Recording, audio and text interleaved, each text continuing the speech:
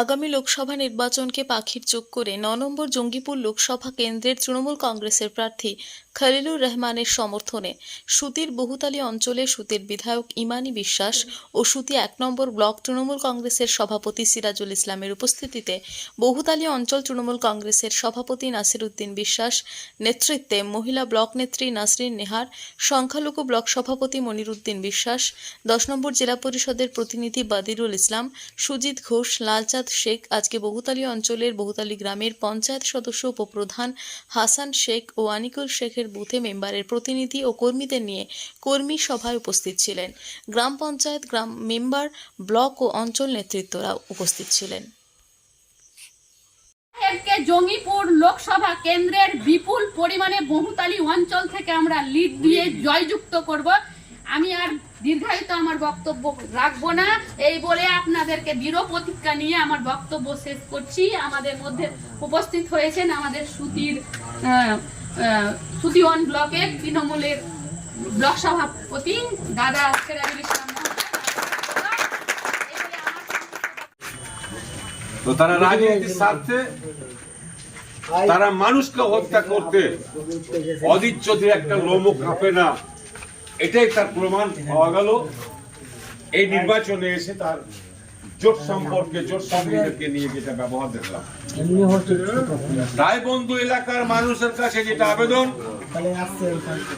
যে 2011 সাল থেকে আমাদের সরকার মানুষকে উন্নয়ন দিয়েছে, সমস্ত উন্নয়ন বিস্তারিত করতে আমার আগের বক্তা সমস্ত বিস্তারিত আপনাকে বলেছে। আর 2011 সালে আমরা বিধায়ক ইমানি বিশ্বাসকে নির্বাচিত করেছিলাম, তার যে পরিষেবা সে মানুষকে দিয়েছে। 2021 সালে আপনারা দু হাত ভরে ইমানি বিশ্বাসকে আশীর্বাদ করেছেন, আমাদের পাশে আছে। তাই মানুষের কাছে আবেদন, আমাদের যে প্রার্থী খলিলুর রহমান একটা অত্যন্ত সৎ ব্যক্তি, সে বড় শিল্পপতি, কিন্তু রাজনীতিটাকে মানুষের সেবা করার জন্য এই রাজনীতিটাকে বেছে নিয়েছে মানুষের সেবার লক্ষ্যে। আপনারা দেখেছেন খলিলুর রহমানকে, মানুষের যেখানে বিপদ সেখানে। সামনে লোকসভা নির্বাচন, প্রচার একদম তুঙ্গে চলছে। আজকে কি প্রোগ্রাম ছিল, কি কর্মসূচি আপনাদের? আজকে বহুতালী অঞ্চলের 216 নম্বর বুথে আমাদের উপপ্রধান হাসান এবং আনিকুল রহমান, এই দুজন মেম্বার এই বুথের কর্মীদেরকে নিয়ে আমরা যে 7ই মে যে আমাদের নির্বাচন, সেই নির্বাচনকে সামনে রেখে আজকে সমস্ত বুথ কর্মীকে নিয়ে আলোচনা করলাম। আলোচনা করে আমাদের বুথ কর্মীদের যে উচ্ছ্বাস, যে আবেগ, যে 216 নম্বর বুথে গ্রাম পঞ্চায়েতের মেম্বার 500 ভোট লিড করেছে, এবং তাদের আমার সমস্ত কর্মীর একটাই বক্তব্য, একটাই ধারা, যেহেতু সুতি বিধানসভার বিধায়ক ইমানি বিশ্বাস মানুষকে অক্লান্ত পরিশ্রম করে পরিষেবাটা দিয়েছে, পাশাপাশি আমাদের নেত্রী মমতা ব্যানার্জির যে উন্নয়ন প্রত্যেক ঘরে ঘরে রয়েছে। আমাদের সাংসদ খলিলুর রহমান বিগত 5টি বছর মানুষের পাশে, মানুষের সুখ দুঃখের সাথী হয়ে এই 5 বছর জঙ্গিপুর লোকসভায় তার যে এমপির যেটা পরিষেবা, সেই পরিষেবা মানুষকে দিয়েছে।